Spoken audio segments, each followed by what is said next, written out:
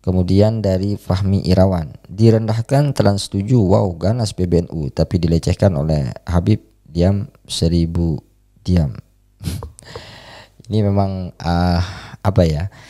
Jadi memang banyak komentar-komentar seperti ini terhadap PBNU karena memang selama ini mungkin ya PBNU harus evaluasi diri ya, karena PBNU selama ini selalu diam gitu ya ketika ada kasus-kasus penghinaan, kasus-kasus pembelokan sejarah, pemalsuan makam, seakan-akan tidak memberikan pembelaan ya terhadap warga Nahdliyin di grassroots ya, seakan-akan warga itu diberikan dibiarkan berkonflik ya dengan para habaib ini tanpa ada statement apapun dari PBNU. Mungkin itu ya kenapa banyak komentar-komentar seperti ini.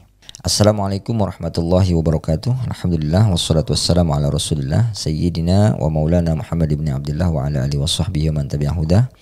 La haula wa la quwwata illa billah, ma ba'd. Sahabat-sahabat Guru Ngaji, selamat datang kembali di channel ini. Mudah-mudahan kita semua senantiasa dalam keadaan sehat walafiat dan dimudahkan segala urusan kita, dipanjangkan umur kita, dimurahkan rezeki kita, amin ya rabbal alamin. Seperti kita tahu sahabat-sahabat, hari ini seluruh santri se-Nusantara itu menyerukan untuk memboikot Trans 7 yang menayangkan satu video yang nyata-nyata sudah melakukan penghinaan terhadap kiai, penghinaan terhadap pesantren, dan penghinaan ya wabil khusus dengan Nahdlatul Ulama. Kemudian beberapa saat yang lalu muncul statement yang sangat tegas dari pengurus besar Nahdlatul Ulama, dalam hal ini disampaikan langsung ya oleh Ketua Umum Gus Yahya Khalil Stakuf, dan menyatakan bahwa persoalan ini kemungkinan besar itu akan dilakukan langkah hukum ya kalau tidak ada itikat baik dari Trans 7. Tentu hal ini kita sangat apresiasi ya terhadap pengurus besar Nahdlatul Ulama yang sudah secara tegas memberikan statement itu. Artinya apa yang diharapkan oleh warga Nahdliyin selama ini terhadap PBNU itu hari ini disampaikan oleh Gus Yahya. Tetapi kemudian saya melihat beberapa komentar yang kurang sedap ya terkait dengan adanya statement dari Gus Yahya ini. Bukan tidak setuju terkait dengan statement beliau, tetapi komentar nyinyir ini muncul mungkin disebabkan oleh sikap terlambat dari Gus Yahya dan PBNU dalam hal ini ya, yang selama ini banyak penghinaan-penghinaan lain yang dialami oleh Nahdlatul Ulama, termasuk oleh tokoh-tokoh Nahdlatul Ulama yang tidak direspon secara sama oleh PBNU ya.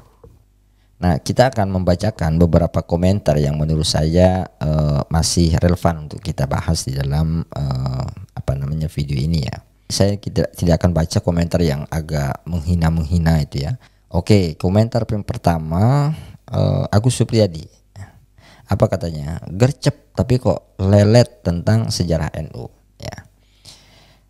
Mungkin maksudnya Agus Supriyadi ini ya, beberapa waktu yang lalu yang kita tahu ya, sejarah Nahdlatul Ulama, pendiri-pendiri Nahdlatul Ulama itu sempat diplesetkan, sempat dibelokkan oleh salah seorang Habib di Pekalongan yang kemudian memasukkan kakeknya di dalam salah seorang pendiri Nahdlatul Ulama. Itu memang sudah dilakukan klarifikasi ya. Mungkin Pak Agus Supriyadi ini nggak tahu ya informasinya bahwa PBNU itu sudah ada sikap ya dan menolak dengan tegas pembelokan sejarah itu, dan buku yang mencantumkan sejarah tentang pendiri Nahdlatul Ulama itu kan sudah ditarik ya dari peredaran. Cuman mungkin maksud dia banyak sejarah-sejarah NU yang lain juga diplesetkan ya. Salah satunya misalnya juga tentang sejarah berdirinya Jatman, kemudian juga tentang beberapa mitos-mitos ya yang melibatkan sejumlah para habaib ya di dalam proses berdirinya NU. Itu tidak dilakukan setegas seperti yang dikomentari dalam kasus yang sekarang terjadi ya. Artinya sejarah NU ini dibelokkan, ini kan sudah masuk di ranah hukum juga kalau mau dipolisikan gitu ya. Tetapi Gus Yahya dalam sejarah NU yang diplesetkan ini tidak mengambil langkah-langkah hukum, tapi dalam persoalan yang ini itu mengambil langkah hukum. Nah itu mungkin di situ konteks komentar dari Pak Agus Supriyadi ini. Kemudian komentar berikutnya, waktu Khabib hina kiai kita, kemana ini orang? Nah, ini seperti kita tahu ya, sikap dari pengurus besar Nahdlatul Ulama selama ini terkait dengan penghinaan-penghinaan yang dilakukan oleh para habaib ini memang minus gitu ya, sangat kurang gitu ya responnya PBNU ya terhadap kiai-kiai kita yang dihina oleh sejumlah habib-habib muda gitu ya, khususnya itu tidak pernah ada statement-statement yang tegas dari pengurus besar Nahdlatul Ulama terkait dengan hal ini ya. Oleh karena itu mungkin ini maksudnya komentator ini ya ke situ arahnya gitu ya. Kemana selama ini Gus Yahya tidak mengomentari atau tidak memberikan statement yang tegas dalam hal ini PBNU lah itu ya, terkait dengan beberapa hal yang dalam polemik nasab beberapa tahun belakangan ini itu banyak sekali mengiringi penghinaan-penghinaan atau pelecehan-pelecehan terhadap kiai-kiai Nahdlatul Ulama. Nah kemudian komentar berikutnya ya, ini ditulis oleh Saka Juniko. Saya nggak tahu ini apakah akun real atau akun asal-asal ya. Kata dia, giliran Habib merendahkan Kiai NU, Anda diam saja. Ini senada ya dengan yang di atas. Kemudian dari Fahmi Irawan, direndahkan telan setuju, wow ganas PBNU, tapi dilecehkan oleh Habib, diam 1000 diam. Ini memang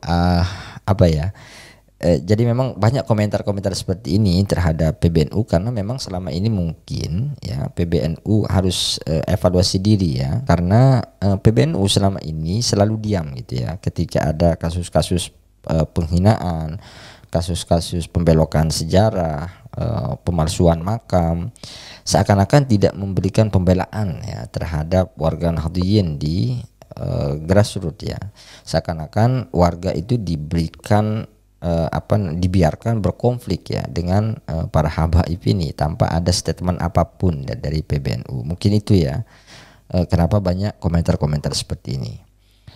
Dari Joko Pramono, semoga Trans7 juga mengulik menayangkan pemalsuan pembelokan sejarah NU yang dilakukan imigran Yaman Hadramaut Habib Alawi yang bahwa pendiri NU ada dari imigran Habib Yaman.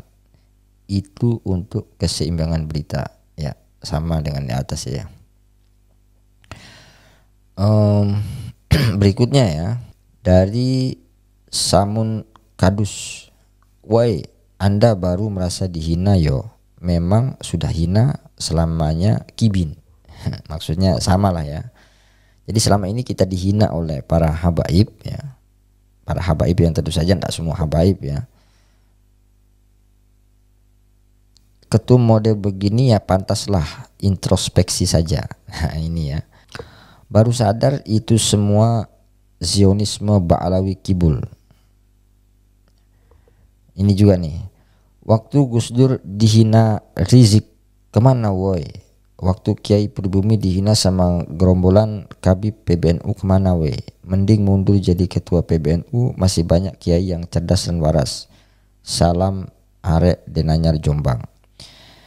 Saya nggak tahu ya apakah komentar-komentar ini mewakili dari suara-suara warga Nahdliyin di grassroots ya, tetapi memang kita merasakan bahwa sebagian besar warga Nahdliyin hari-hari ini setelah munculnya penelitian Kiai Haji Imaduddin Utsman Al-Bantani itu memang mulai tersadarkan bahwa selama ini doktrin-doktrin para habaib itu memang banyak yang tidak masuk akal gitu ya, dan ditambah lagi dengan sikap-sikap mereka yang menghinakan ya terhadap NU, menghinakan terhadap kiai-kiai Nahdlatul Ulama, itu menjadikan warga Nahdliyin itu banyak yang sangat kecewa ya terhadap PBNU karena tidak memberikan statement yang tegas terhadap kasus-kasus yang sudah lalu itu ya. Dan ini terlepas dari hal ini ya, terlepas dari sikap PBNU selama ini terhadap para habaib ya, kita memberikan apresiasi yang luar biasa kepada PBNU hari ini yang sudah bersikap tegas terhadap Trans7 yang sudah melakukan penghinaan yang sangat menyebar luas di media sosial terkait dengan keberadaan pesantren dan para kiai dan para ulama di Nahdlatul Ulama ya. Ya mungkin itu sahabat-sahabat. Wallahul muwaffiq ila aqwamit thoriq. Wassalamualaikum warahmatullahi wabarakatuh.